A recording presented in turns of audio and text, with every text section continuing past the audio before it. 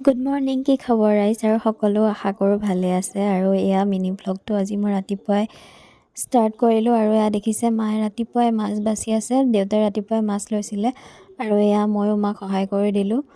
লগতে এয়া ঘৰতে হোৱা পালেং শাক দি মাছ বনাম বুলি ভাবিলোঁ। আৰু আজি মায়ে ক'লে বোলে কেইডালমান কাটি দিয়া, আৰু মই ধুনীয়াকৈ কাটি দিয়াৰ লগতে মায়ে এয়া পিছফালে জুইতে বনাব যিহেতুকে গৈ পিনে ধুনীয়াকৈ মাছ ভাজি আছিলে আৰু লগতে এয়া তৰকাৰীখিনিও বনাবলৈ ল'লে। আৰু এয়া পিছফালে দেখিছে খৰি দেউতাই ধুনীয়াকৈ কাটি যোগাৰ কৰি থৈছে যিহেতুকে ঠাণ্ডা দিন লাগিয়ে থাকিব।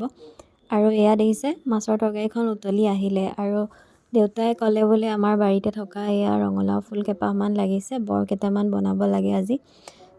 ময়ো এয়া ফুল কেইপাহ লৈ আগবাঢ়িলোঁ বৰ বনাবৰ কাৰণে।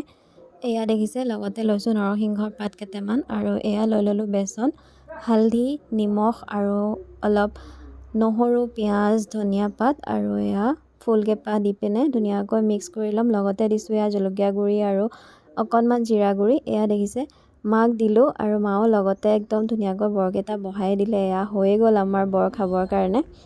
আৰু আজি ঘৰুৱা পাচলিৰে আমি দুপৰীয়াৰ সাজটো এনেকৈ বনাই খালোঁ। যদি ভিডিঅ'টো ভাল পায় তেতিয়াহ'লে পেজখন ফ'ল' কৰি দিব আৰু নতুন এটা ভিডিঅ'ত আকৌ লগ পাম।